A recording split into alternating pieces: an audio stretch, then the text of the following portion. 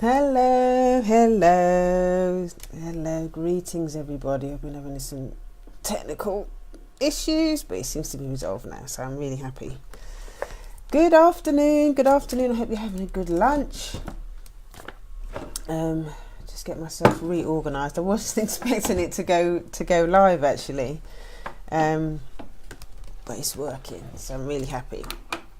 So, good afternoon everybody, June Allen here, your racial sobriety mentor from juneallen.net. Hello, how are? I'm back to my old self today, so I'm going live again for the second time to expand on the topic from yesterday. So,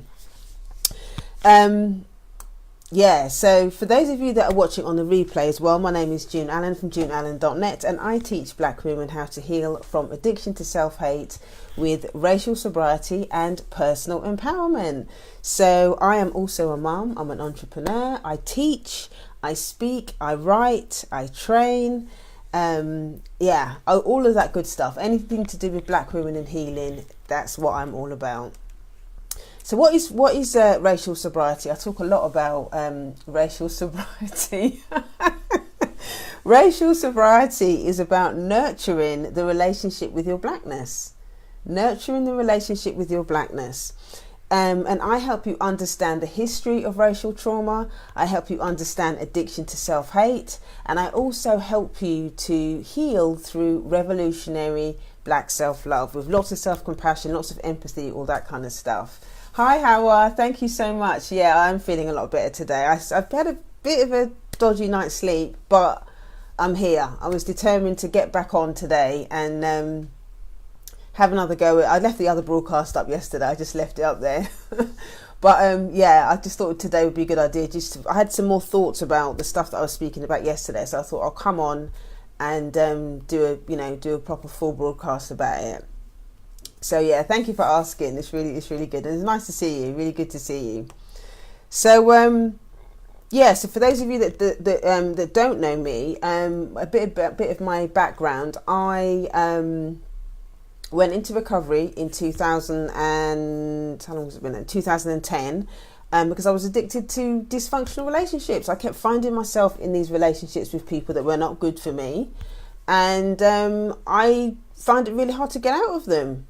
So I went into recovery for codependency and addictive relationships, and I had an amazing time digging, searching, understanding what was going on.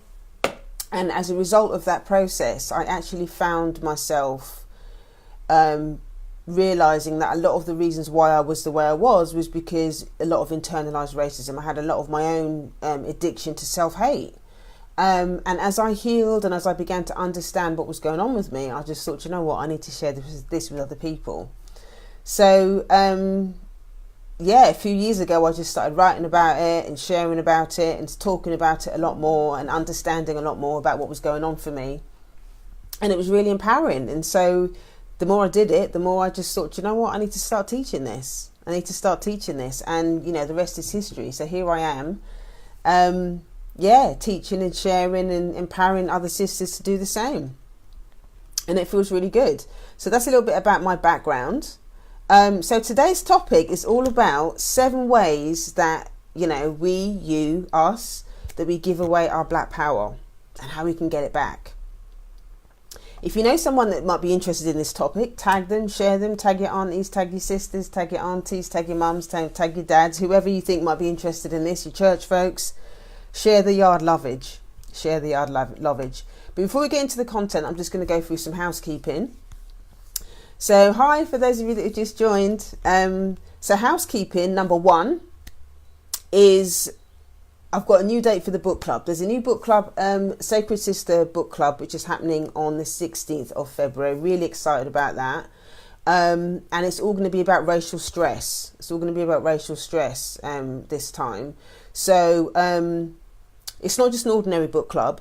We not only do we study a chapter of the book, we also look at the characteristics of black self-hate. We look at the tools of empowerment, and we also study the promises of sacred self-love. So yeah, and also you get heart work as well. So we come and do the live session live. It's 5 minutes from Bond Street.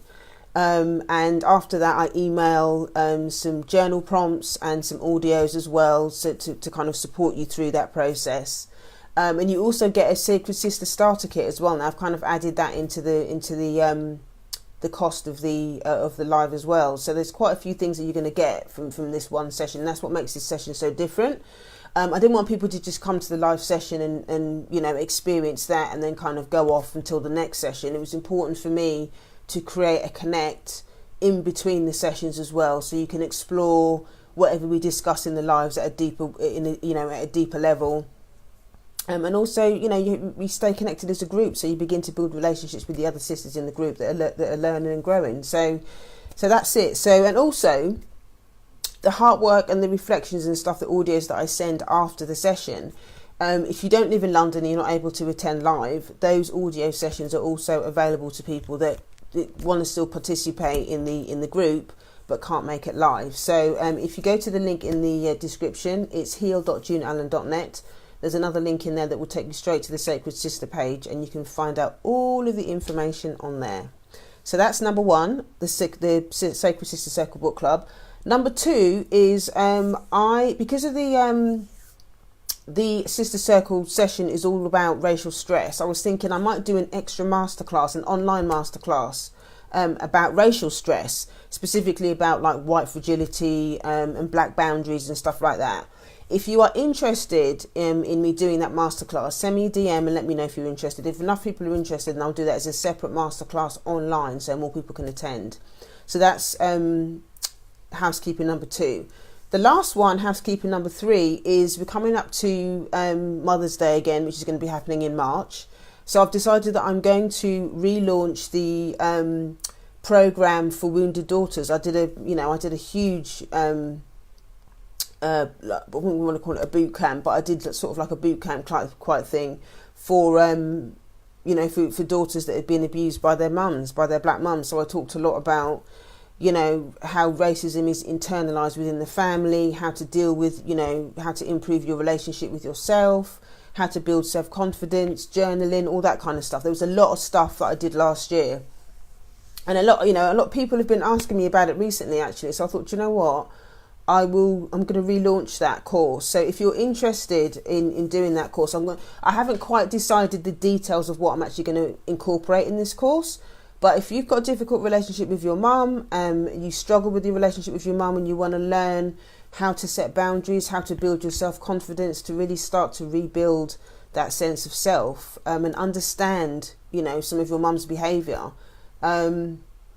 and to readjust that relationship, you know, so you feel a bit more safe and stuff like that.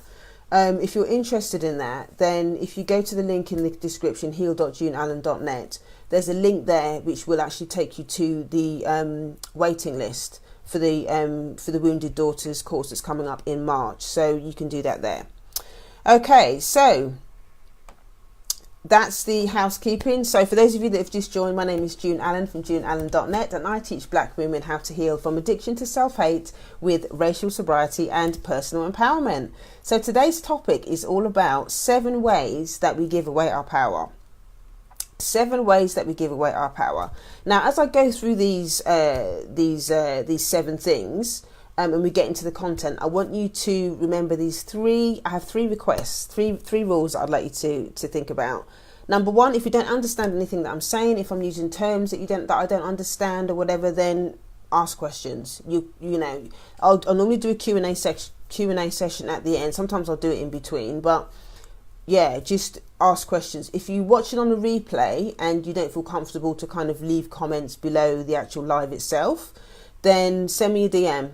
Send me a DM with a question, because I get so many people that are saying to me that they watch the replays because they're kind of a bit shy about coming on live. Obviously, they don't want family members to see or whatever, that they've got their name will come up on the screen. So if you're watching on the replay and I say anything during the live session that you don't understand or you want more information about, then just send me a DM, and then, you know, I can direct you from there. The second request that I have is, if you know somebody who's interested in this, then share it with them. Somebody else who might be struggling with the same issue, the topic that I talk about, then share it with them. And the third thing is, at the end of the broadcast, let me know what your takeaways are. If it's important for me to know that what the stuff that I'm sharing is valuable, that's helpful, and that's going to help you to really start to build your self-confidence, understand who you are as a black woman and stuff like that. And I'm not going to know that unless you tell me. So, if there's something that I say or anything in the broadcast that resonates with you or whatever, then, drop a note in the comments. Obviously, if you don't feel comfortable doing that, as I said before, then just drop me a DM. So those are the 3 requests that I have as I go through this content. So let's get into the content. So grab your pens and your journals. I'm about to get into the content and share the yard lovage. So today's topic is all about 7 ways that we give away our power. And this topic is really important because I think it's very easy for us, especially living under the system of racism, to think that we don't have any power. And yesterday's broadcast, I talked about Alice Walker's quote, when she says, the biggest way that we give away our power is thinking that we don't have any. And it's easy for us to think like that because there are so many things that, so many ways that black women are being attacked. So in society, we have to deal with racism, we have to deal with sexism, we have to deal with so many different, the microaggressions, the stress of being a parent. There's so many different things that we find difficult, that we have to deal with on a daily basis, that it can be quite hard to kind of feel empowered. It can be hard to feel empowered. So what happens is we end up just reacting to things and we don't think that we have any power. So we just end up reacting to what is being dished out to us. So it's important, this is one of the reasons why I wanted to, to have this conversation in a bit more detail. And yesterday I also spoke about, feeling quite sad about the fact that it was Dr. King's day. And just kind of, thinking about how things have changed and how things haven't changed, around the whole thing around justice and all of that kind of stuff. And so I just wanted to break down these 7 ways that we give away our power, and then hopefully empower you to find ways to get it back, because that's how you're going to heal, that's how you're going to change things, by empowering yourself. So the first way that we give away our power is getting stuck in blaming other people. She did this, he did that, white people do this, white people do that, white supremacy this, white supremacy. And that's not to say that I'm here minimizing the savagery of white supremacy, the savagery that we have to experience on a daily basis. It is hard. But what I'm trying to say is, if we only focus on blaming other people and not the impact of what that has had on us, then we're always going to be a victim. We're always going to be a victim. If we feel like we can't move on in our lives unless white people change, or unless your mum changes, or unless your partner changes, or unless your children change, and you don't want to do with any of your own internal work, then things are always going to be the same. And as a black person, if I'm always going to be blaming white people for everything, that can also be an excuse to I wouldn't say it's an excuse, it's a deflection from doing your own internal work, from really looking at how racism has impacted you. And then, you're always going to be looking for white approval. You're always going to be looking for white approval to do things. And that's not going to empower you. It's not going to empower you to change, because you're always going to be looking to somebody else instead of looking, within.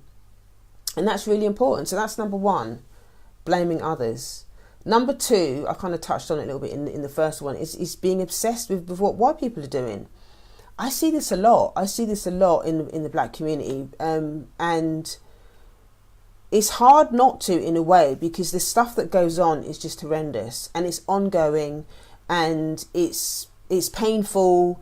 And I think because it is so painful, it's so easy to kind of keep the focus on what white supremacy is doing, as opposed to what's going on with us internally, because we're constantly trying to keep ourselves safe. We're constantly in survival mode, trying to deal with the daily onslaught of what white supremacy is doing. What are they doing today? What stories are we going to see in the media today? But when we stay focused on what white people are doing, what white supremacy is doing, then again, that's how we give away, we give our power away, because we're constantly looking for the next thing. We're constantly on high alert as to what is the next thing that white people are going to do. And that's a lot of energy. That's a lot of energy. And you know, it's important to remember as well, we haven't got no control over how other people behave. The only control that we have is how we respond to it. We have got no control over how white supremacy behaves. We only have power over how we respond to that, how we set boundaries to that, what we choose to have in our homes, the relationships that we choose to have, how we talk to white people, how we respond to how they speak, how we take care and nurture ourselves. These are all things that are important, that are so much more important than focusing on what white supremacy is doing. And that's how you reclaim your power. When you start to take better care of yourself, that's when you're going to start feeling more empowered to take more action. And you have a lot more, when you start doing using the tools internally to take care of yourself and heal yourself, then you're going to have a lot more energy and a lot more strength and a lot more wisdom and all the rest of it to do the external stuff that needs to be done. But we've got it the wrong way round. You know, we focus on what white supremacy is doing as opposed to, and we neglect what we're doing internally. And it doesn't, it can't work like that. It has to be both. It has to be a balance. Or at least when you're getting started, you have to start with the internal stuff. There is no way I would have been able to do this work, sharing with you, talking with you, teaching, all of this kind of stuff, if I hadn't done the internal work first. What the external work is an active service. The active service can only happen when I do the work internally, So how we're saying, I find that because of our inability to connect to ourselves, why we do that, focus on, exactly, that is 100% correct. And that is what I was saying yesterday as well about the codependency thing. We find it difficult to connect to ourselves, so we externalize it. We want other people to do for us what we can't do for ourselves. And it just becomes a cycle. It just becomes a vicious cycle of blame and, powerlessness, because at the end of the day, the bottom line is we cannot control other people. We can only control our responses to it. So it's important to not, and it's just going to drive you mad. That is a recipe for insanity. And what you were saying as well about anger, how it's in your surface anger block. Yeah, at the end of the day, and I think that's what feeds it as well. We get angry with white supremacy, justifiably so, because there's a lot of savagery that goes on, and that anger keeps feeding the fact that we think that we have to change white people, or that we want white supremacy to behave a certain way. We want white supremacy to do this. We want white supremacy to stop doing that. So either we're begging, we're pleading, we're angry. It's all about trying to change what white supremacy does. Because at the end of the day, we're getting angry. We're getting angry and we're getting upset about all of this stuff, about things we can't change. We can only change that external stuff by doing the internal stuff. That's the way forward, is to really focus on the internal stuff. And that brings me on to number 3, actually, which is kind of what I've been saying in number 2, is trying to change others. And that's probably one of the hardest things about doing this work. That is probably one of the hardest things about doing this work, is really having acceptance around the fact that we can't change other people. You can't change, our crazy family members. We can't change, white people that choose to practice white supremacy. It's just when we get obsessed about trying to change other people's behaviour, that's when the insanity comes in, because you can't change them. You can't change them, and that is really, really hard. Especially, I suppose with white people, it's easier with white people because in that sense you can just choose not to, not to spend your personal time with them. And you can have a certain amount of boundaries around white people. But when it's your family members that are behaving in a dysfunctional way and stuff like that, that's when it becomes really difficult and really painful, because then, you end up isolating yourself, or, it just creates so much more pain. It just creates so much more pain, because obviously when you're related to people by blood, it's hard to kind of set those boundaries. And, it took me a long time, You know, I had a lot of, you know, for those of you that know my story, it took me a long time to kind of get myself together around accepting, you know, the limitations within my own family, you know. Yeah, so I was saying, I go by my Angela's infamous quote: if you don't like something, change it. If you can't change it, change it. So that's it. That is the epitome of what I just said. You know, that is the epitome of what I just said. If you don't like something, change it. If you can't change it, you have to just change your attitude. You have to change how you respond to it. And that's okay, because a lot of times we need to take care of ourselves first, because, you know, one of the things that I'm learning from doing this work, and especially with working with the ladies in the book club, hi, thanks for joining, is that a lot of us as black women, we don't feel safe in our communities. We don't feel safe in our communities, you know. Let me just do a quick reset. For those of you that have just joined, my name is June Allen from juneallen.net, and I help black women heal from addiction to self-hate with racial sobriety and personal empowerment. So today's topic is all about 7 ways that we give away our black power. So just sort of the whole concept of trying to change other people. Well, number 3 is trying to change other people. It's just going to make you insane. And so the important thing around that whole thing, especially when it comes to family members and women black women not feeling safe in their own homes, that is the reality. That is the reality. A lot of us as black women don't feel safe in our own families, in our communities, because a lot of the abuse and a lot of the upset that we've experienced is from people that are close to us. For me personally, a lot of my trauma and upset is not so much what white supremacy does to me on a daily basis or whatever, but it's the stuff that I've had to navigate within my own, you know, my own family. That stuff is so much more painful.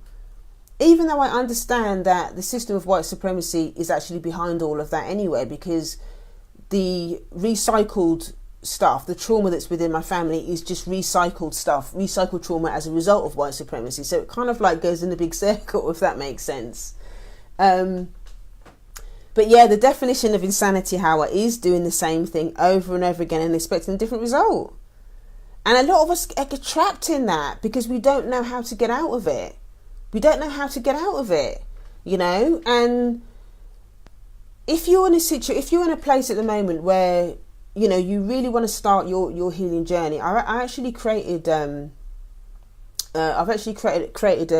gift actually as part of the book club, because as part of the book club, I was saying at the top of the broadcast about audios and the heart work and stuff that you get after the live sessions.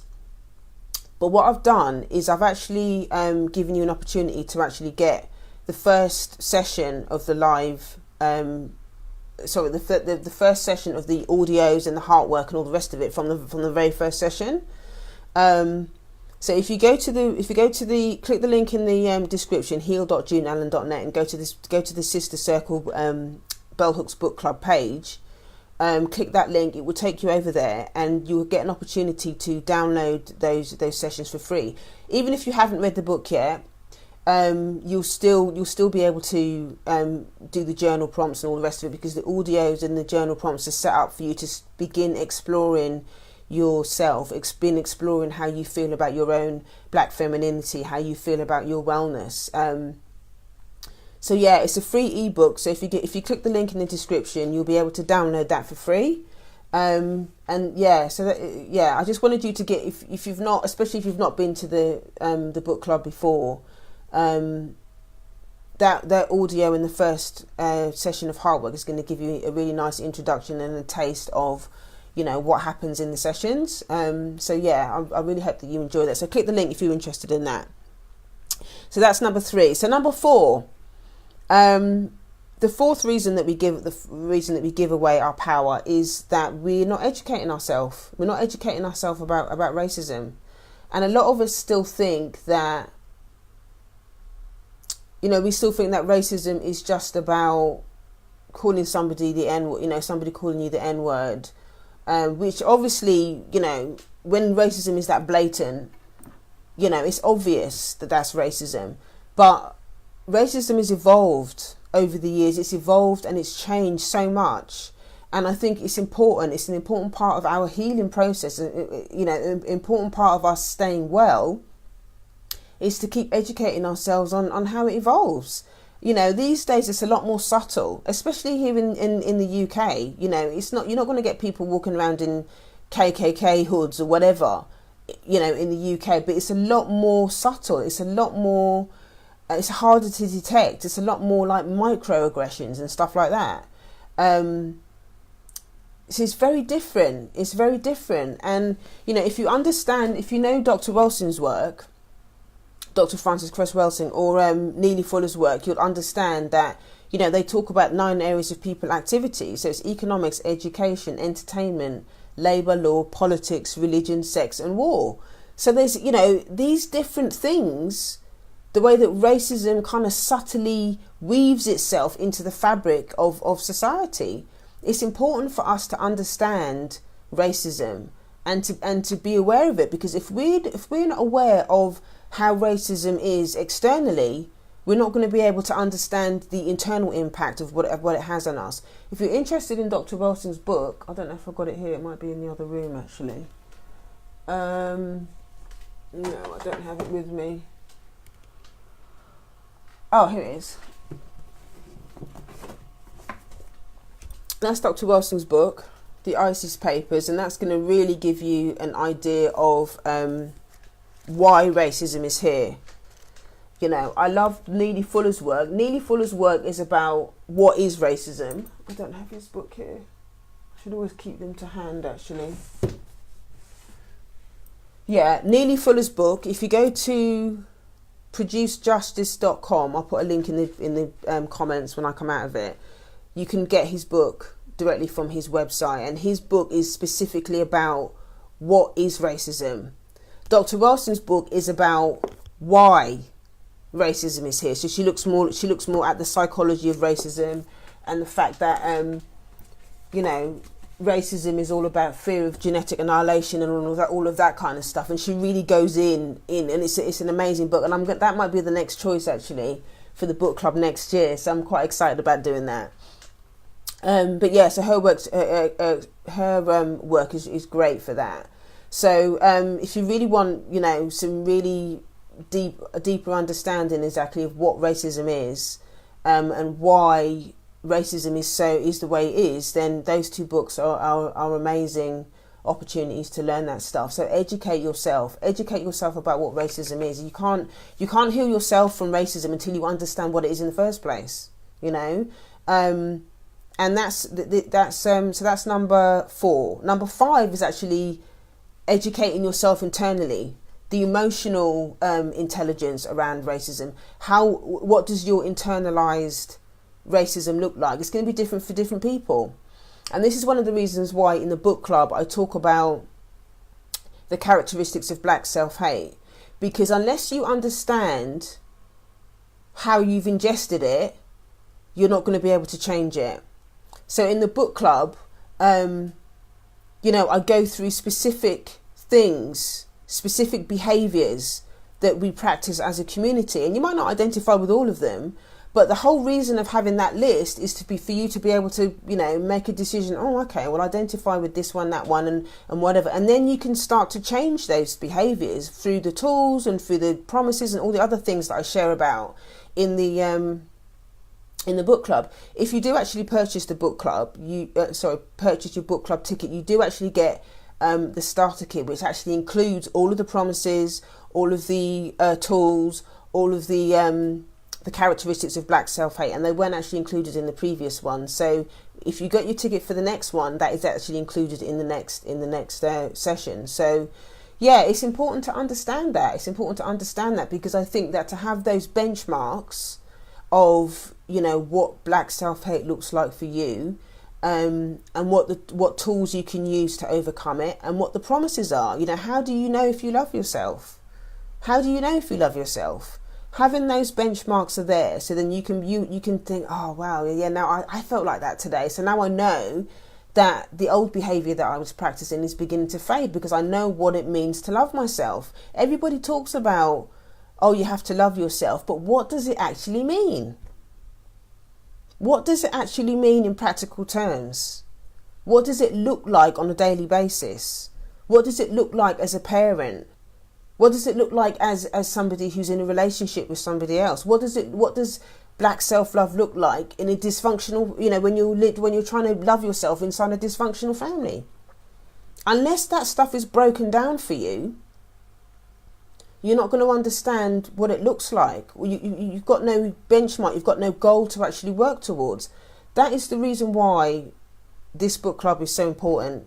It's so important for me to share, because a lot of the stuff that I learned when I was in recovery, it's very similar format. They talk about the characteristics of whatever the addiction is. They talk about the tools that you need to overcome that particular addiction.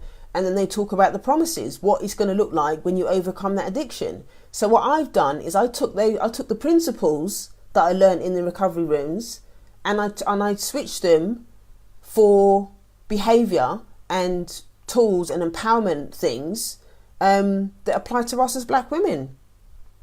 And they work because, the women that I've spoken to, the black women that I know in recovery, all of those things, all the feedback that I've had from the women that do attend the Sister Circle, I know that how they feel. They feel safe, they feel supported, they feel held in the group, and so I know that stuff works. So it's important to have that transferred over. How I was saying to love Dr. Wilson. Yeah, I love Dr. Wilson as well, and definitely I think next year I'm gonna use her book as the next book club. I think it will be amazing. to do that. If you're interested in me doing that next year, let me know, Howard, because I think the more people that are interested, I think I'm probably going to have to change it up a little bit. I may actually have to do an online one as well, because I've had interest from people before doing the book club, doing the Dr. Wilson book club, but now I've kind of done a few of them live in London and whatever. It'd be good to kind of to make it quite a big event. So I'm definitely going to be thinking about doing that for next year. So it'll be interesting. So let me know, anybody that's interested in if you're watching on the replay and you're interested in me doing the book club next year on Dr. Wilson, then obviously drop me a DM. Right, so that is number 5. Internal self-knowledge is just as important. Self-knowledge internally is just as important. Self-knowledge is not, I know a lot of us in the black community, we automatically think about that as pyramids and, all of that kind of stuff. And that's one part of it. Understanding your history is one part of it. But true self-knowledge is understanding who you are as a black woman, understanding how the impact of racism impacts you as a black woman. How do you feel about it? How has that impacted how you feel about yourself? How does it impacted how you show up in the world? How has it impacted how you parent? How has it impacted how you show up as a human being? That is a deeper level of self-knowledge that so many of us need. Because if you're going to really be empowered, if you're really going to show up in your truth, then you have to have that knowledge of self. And emotional intelligence is just as important as intellectual intelligence. It's just as important. And I think a lot of us in the black community are so quick to kind of shut each other down with the emotional stuff. Oh, stop being so emotional, get out your feelings, all of that. I hear that all the time from black people. And I think it's important to recognise that the reason why so many of us are so emotional is because we've not honoured them. We've not been taught how to deal with them. And we've got so much unheard trauma, so much unheard pain that's been recycled within our families. It gets triggered, and a lot of us are kind of, I wouldn't say over emotional, even though that's what a lot of us call it. We are that way because we're trying to stuff it down. If you're constantly trying to stuff down your feelings and suppress your feelings, of course you're going to get triggered easily. Of course you're going to be, you're going to have anger. You're going to be angry about stuff because we've not been taught how to honour that part of our humanity. All we've been taught is close your gums, fix your face, stop being so emotional. All we're taught is how to squash our feelings, and that I believe is recycled from slavery days when showing emotion means we could be killed. Showing emotion could mean that we were going to get punished by massa. So we've learned we've passed that on. We've passed that on within our families, that we're not allowed to be emotional. We're not allowed to feel anything. Feelings are not allowed for black people, especially black women. If you have any feelings, then you're an angry black woman. You know, and it's not acceptable. It's not acceptable. So an important part of the healing process is finding a space, a safe space that allows you to express that part of who you are, to honour that part of your humanity. To be able to feel comfortable to express your anger, obviously in a safe way, you know, and to be around other people that make you feel safe enough to feel vulnerable and to talk about this stuff.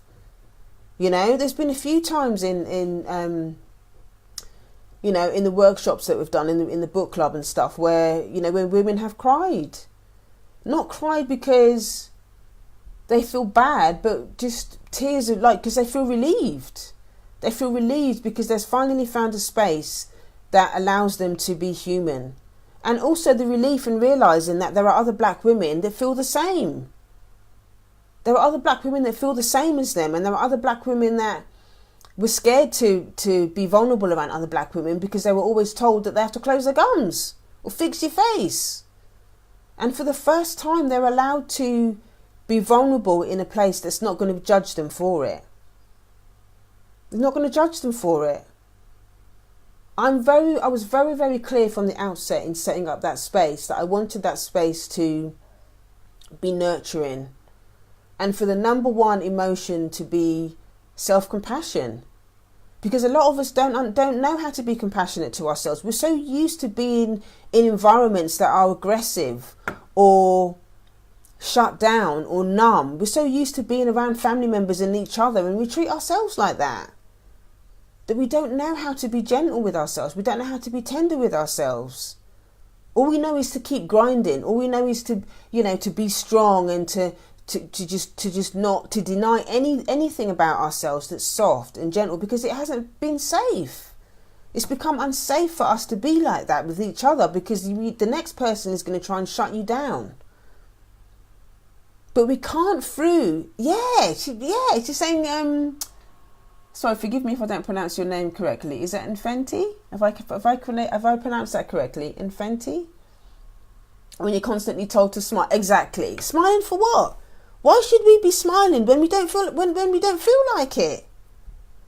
But it's another example where we're constantly told to deny our humanity. We're constantly told to deny our humanity because somebody else thinks it's inappropriate, because it triggers somebody else. Our discomfort, our unhappiness triggers somebody else. So therefore we're not allowed to smile. We're not allowed to be happy. We're not allowed to be sad, is what I'm trying to say. You know, and it's time. We're not going to heal while we're holding all of that stuff in. And just also remember that when we hold all of that stuff in, it ends up bleeding out into our other relationships. It bleeds into your parenting. It bleeds into your love relationships. It bleeds into how you show up at work. I know for me, mine came out as kind of like being passive aggressive with people. It came out with me being passive aggressive because I didn't feel like I had a safe space to be angry, to show anger. Because I always felt that anger was a bad emotion. It was a negative emotion. So I would either turn it against myself and treat myself badly, talk to myself negatively, or it would come out passively in my relationships, you know, and that was really painful. But through this process and through understanding and accepting myself as a human being, as a black woman that has a right to feel upset about things, that it takes time, but that stuff gently, you know, starts to fall away the more you start to talk to other people that feel the same, you know. So it's important to be able to do that. It's important to do that, to begin to honour yourself, your internal self, and you know, really getting to know who you are and honouring who you are, all parts of yourself. So that's number 5. So number 6, the 6th way that we give away our power is underestimating your power, underestimating it. through lack of confidence. You know, as black women, we're constantly told that we're ugly, that we're this, that we're not good enough, that we're, you know, all this negative stuff that we get on a daily basis, the negative stereotypes that we see in the media. They erode your confidence, they erode your self-confidence, and you begin to think that, oh, maybe I'm not good enough.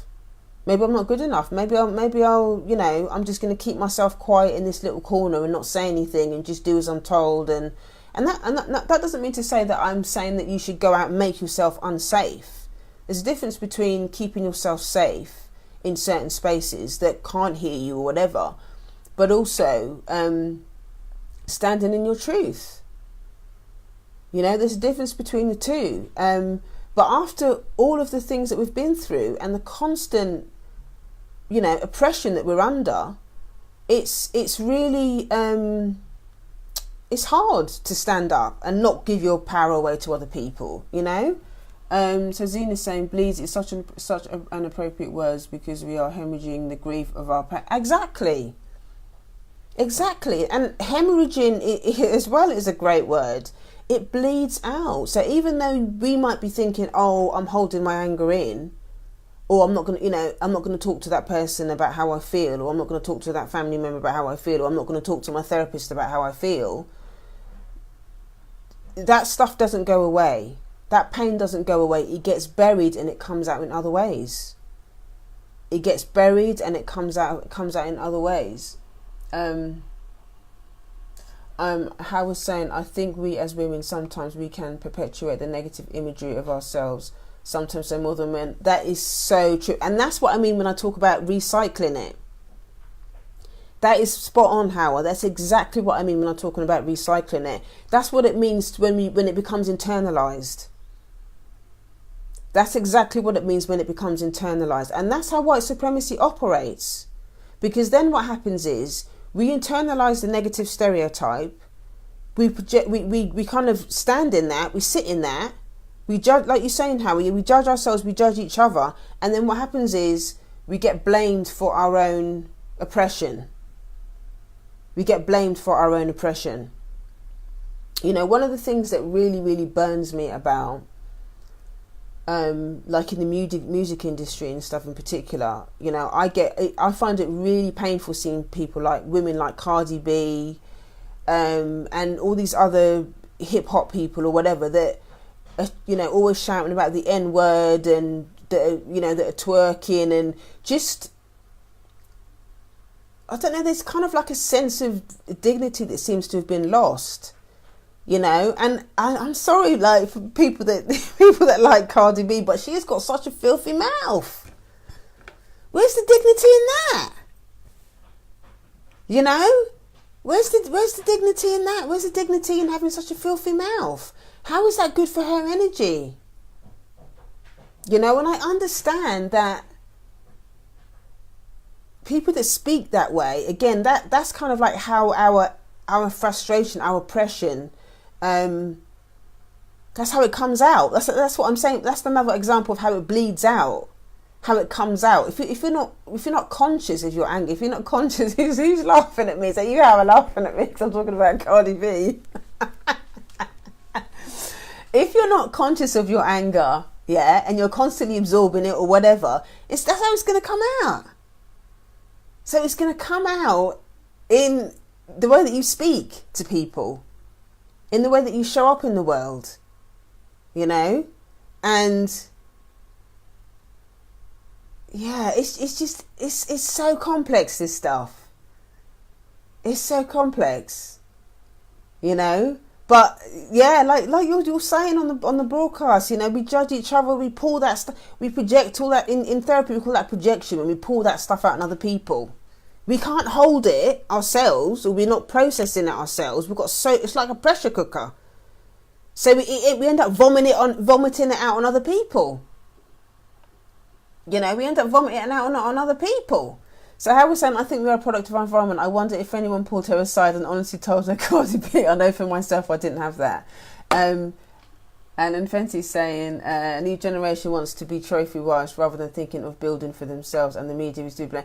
You know, I 100% agree, and that is why Neely Fuller talks about entertainment being one of the whatchamacallits of racism.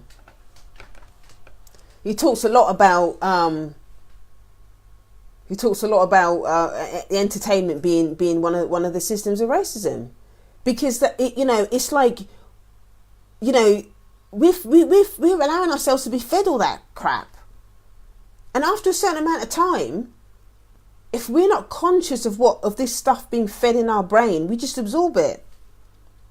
I can't tell you the amount of times I've gone out. If I ever go out somewhere, I remember when I went to an event a few months ago, and it was a business event, and they had a DJ and all the rest of it, and the DJ started playing all these songs about, and this person was saying the N-word, and I just was sitting there cringing. I couldn't wait for the song to finish. But everybody, all these other black people were just they didn't think anything, no one batted an eyelid. And I just thought to myself, that is so telling, that exactly how it sits in your subconscious. It's going to sit in your if you're going to a club and you're constantly hearing N-word, N-word, N-word, N-word, N-word, B-word, N-word, and that's how we talk about ourselves, it gets acted out. We absorb it and then it gets acted out. We absorb it and then it gets acted out. So we have to be conscious of that. And also be aware of when that stuff goes into our subconscious. We don't even know that we're not confident in our black skin. We don't even know it because it's in our subconscious. We just behave a certain way. We just abandon ourselves because it feels safe. Because we're not conscious of how how our minds are getting polluted. We just end up keeping ourselves small as black people because that all of that N-word, that poison that we're putting in our head, it just breeds is breeding itself in the background. That's the same for me, Howard. That's exactly the same reason why I stopped listening to hip hop, because I can't deal with it. I don't care how good the beats are. They hold all that stuff behind the beats as well. Like I love the beat. I love Snoop beats, but I will not listen to his music because there's so much poison in it. And a lot of it's got so much misogyny in it as well. You can tell so many of these artists have got they've got stuff going on with their mums. They've got so much hatred for their mums. Their mums probably hit them and stuff like that. There's a lot of trauma in there. There's a lot of trauma in that stuff, and it's all being played out in their music. The way that they treat black women, because they've got all of that stuff that's bleeding out into their music. Because of the dysfunctional relationship that they had with their mums, which is recycled, internalized race. You're following me how this stuff works? How this bleeds into our relationships. This is why it's so important to do the external work and the internal work. To understand racism externally and to understand how it operates internally is so important, because if you don't talk about this stuff, if you're not understanding this stuff, you're just going to be part of the system. You're just going to be part of the system and enabling it, And Howard was saying it's the same thing with R. Kelly. Yeah, it's the same thing with R. Kelly. So many people were mesmerised by his music that no one was paying attention to the fact that he was abusing young girls. And that's why he's got away with it for so long. Because we're allowing ourselves to be controlled, by this music. And a lot of these record companies, they don't want a lot of these artists doing conscious music. People like India Arie and Luciano, who are doing music that is more conscious, that is more nurturing for us as black people. A lot of their stuff, there's not as many artists like them now doing that music. All you're hearing is all the N-word stuff. That's what the record company want. That's what these record companies are run by old white men. They don't care. They just want to make money. And if we're destroying ourselves in the process, then that works for them. They don't want us to empower ourselves. That's why it's important for us to let go of the external stuff. Let go of what they're doing. Forget about what they're doing and focus on self. Focus on nurturing yourself. Make a decision that you're only going to, forget about R. Kelly and all that. Focus on what is going to nurture me today. What music is going to nurture you? What impact is that music having on my brain? Exactly how it's stripper music. A lot of these artists. What music is there that's going to help me grow? What am I putting in my brain? Not just in music wise, but TV, internet, social media, what books you're reading. Make a conscious decision. Make a conscious decision to start choosing how you nourish yourself. And start with going to that link in that bio. If you've never been to the book club already, click that link in the bio and get that free racial wellness, the heart work and racial wellness journal prompts and audios that I've done for you for free. That free ebook. Click that link and go and get that free ebook. If you live in London and you want to come to the book club, I would love to see you. It'd be great to see you, and start putting this stuff in place. And the last, so that's number 6, the lack of confidence. Number 7, the last one, is that a lot of us are not willing to trust the process because we're scared. We're not willing to trust the process because we're scared. And I'm going to get a little bit woo-woo now, so stick with me on this one. But as well as taking action around a lot of this stuff, it's also important to recognise that there is a power greater than ourselves. Whether you want to call it ancestors, whether you want to call it higher power, whether you want to call it nature, whether you want to call it God or Buddha or whatever your spiritual God is as you understand it, there is that element of this that we have to hand that bit over. You have to trust the process. You have to let go of the outcome.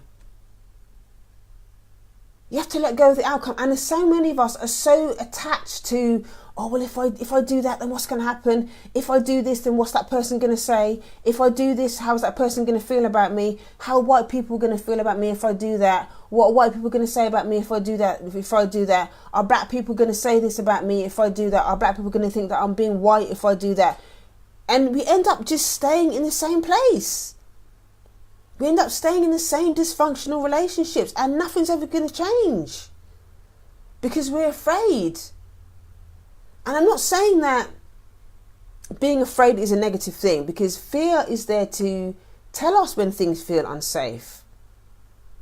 But if that fear is stopping you from stepping into your greatness, if that fear is stopping you from making changes that are going to nurture you as a black woman, if that fear is stopping you from becoming the parent that you really need to be in order to empower your children, if that fear is stopping you from building a legacy and sabotaging yourself, yes, thank you, Infenti. If that fear is creating you to sabotage your life, then it's not good.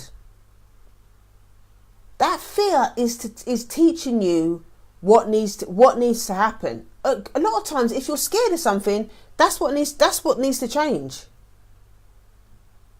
If you're scared of something, that is your higher power. That's your higher self telling you that something's off. Your boundaries are being crossed. There's some sort of abuse taking place. You need to shift. You need to make a shift. You need to end a relationship. Something's off. Something's off. If you feel that fear, something's off. But the difference between what I'm trying to do and what I'm trying to empower you with is that having that fear and doing something about it requires support. It requires a support network. You can't do this by yourself. But a lot of us are so afraid of stepping out in faith, of trusting the process, of trusting other people. A lot of the times because we've been hurt by other people. And 9 times out of 10, we've been hurt by other people that look like us. I've had more pain from people that look like me than I have from white people. That's the real talk. But over the years and going through the healing process, I've learned how to be more discerning. I've learned how to be more discerning about the people that I interact with, about who I trust. You know? How was saying we must... Oh, I missed it. We must be led... Write it again, How. I missed it and it's gone up. You know? You're welcome, Infenti. You know, you're welcome. You know? We really... This stuff is so important. This stuff is so important. But I really, really want you to know that you ladies are not alone. I know you think you are, and I know quite often a lot of us will sit in our rooms and think, oh, you know, I feel this way in that kind of way and I don't really know what to do about it, but I'm not going to do anything about it because I'm the only one and there must be something wrong with me. No, there ain't nothing wrong with you. There is nothing wrong with you. The difference is you just need a safe space in order to start processing this stuff. You need to find a space where you're not going to be judged. You need to find a space where you're not going to be shamed for having feelings. You need to find a space with other women that are going to respect your journey, that are going to respect the fact that you're a human being, that are going to honour you as a human being and listen to you. You know, any of the ladies that are on this broadcast that are you know, that have been to the workshop, they know that we have really firm boundaries around how other women speak when other black women in the group are speaking. And so look, we must learn to trust our instincts because we have been stripped of this, especially African American women, because of the system of racism and white supremacy. Spot on. And that's intentional. That's intentional. We've been stripped of our instincts. So we don't trust each other because we don't trust ourselves. We're so broken. And we've experienced so much stuff within our own immediate families, with the other black women in our families, that we don't know how to be with our own blackness. We don't know how to nurture our own blackness. We don't know how to be with our own femininity. We don't know how to honour it because we haven't been taught.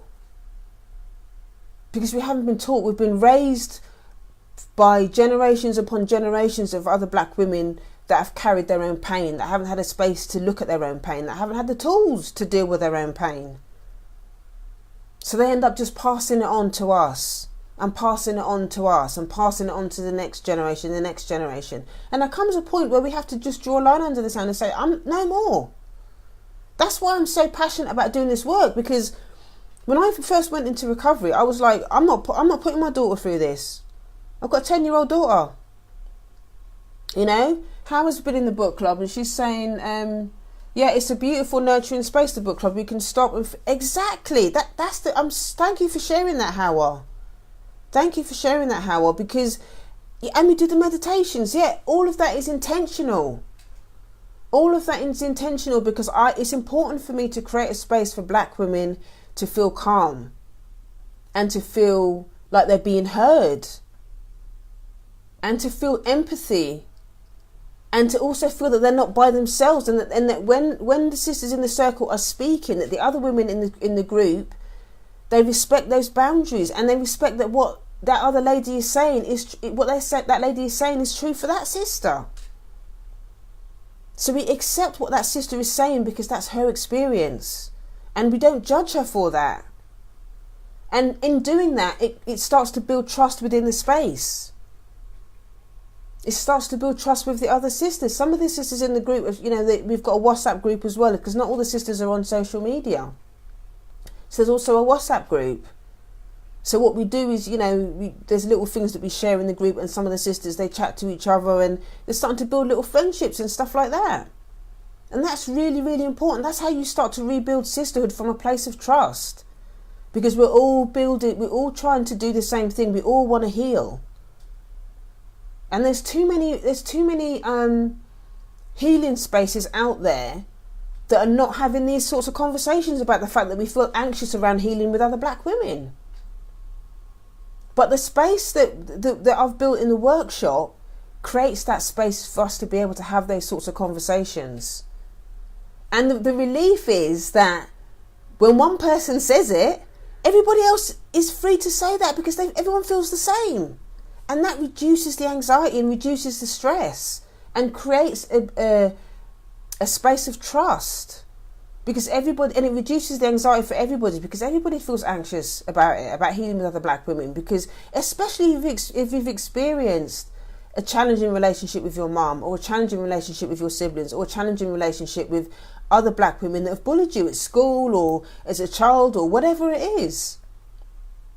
We need to be having more conversations about the difficulties, the challenges that we face with each other as black women, and giving ourselves the space and the freedom to be able to have these conversations with each other without judging each other, and to start to be honest about these things, because that's the only way we're going to be able to heal, by having those conversations with each other in a boundaried, safe, warm, compassionate environment. And that's what the book club's about, you know. So you've got to be willing to trust the process. There's so many of us that don't, you know, we say, oh, you know, I don't trust people or whatever. But in order to learn how to trust, you have to take the step to trust, and to keep looking for spaces and keep trying different things until you find a space that's right for you. Maybe the book club or the workshop is not right for you, this one. But you keep looking, you keep searching, you keep trying until you find a space that works for you, so that you can start to do the healing process. Don't allow your experience with maybe going to another event or working with another therapist or working with that space or whatever. Don't allow your disappointment from working with other spaces stop you from trying something else.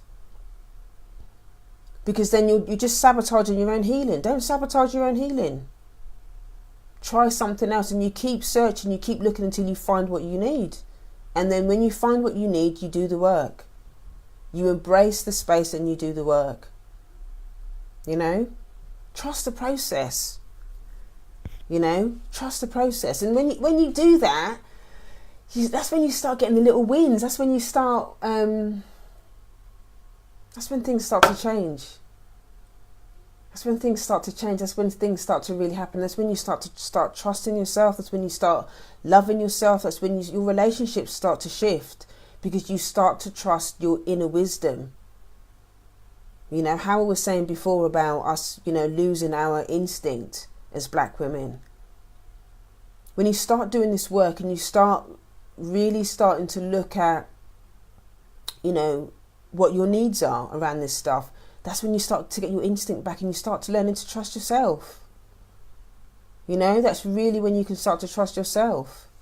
So that's the 7 things. So I'm just going to run through the 7 things again. While I'm running through these 7 things, if anybody's got any questions or anything else that they want to drop, then, you know, feel free to drop them in the comments. So the first way that we give away our black power is by blaming others. Stop it. Take back your power. Stop blaming other people. You can't control other people. Number 2 is obsession about white supremacy. Number 3 is we become obsessed about trying to change others in our families, white people, whatever it is. And you can't change other people. Number 4 is we're not educating ourselves appropriately about what white supremacy is. We've got to, you know, educate ourselves on the external, on our external oppression, because we can't change things unless we understand it. Number 5 is not educating ourselves internally, being committed to the self-knowledge. Number 5 is underestimating our power because we're afraid. Lack of confidence, lack of experience, lack of knowing where to go. You've always had the power, you've just got to reconnect yourself to it. You just need to find a space to reconnect yourself to it. And number 7, the last one, is we give away our power by not being willing to trust the process. You just got to remember that your ancestors are watching you. You have a higher power that's got your back. You've just got to reconnect to that part of yourself in order to reclaim what's always been yours. You know? Reclaim what's already been yours. Drop an emoji in the comments if you found what I've spoken about today useful. If you found it useful, tag a friend, tag your mom, tag your brother, tag your sister, tag whoever needs to hear this broadcast. If you know someone that you think might find the workshop useful, the book club, and you'd like to join us on the 16th of February. you can go to the link, click the link in the bio, heal.juneallen.net to get your ticket for there. If you'd like to have a little taste of the book club before you actually decide on the ticket, you can get your free ebook again at heal.juneallen.net. You can go to click the link to the Sister Circle and you can find all of the details there.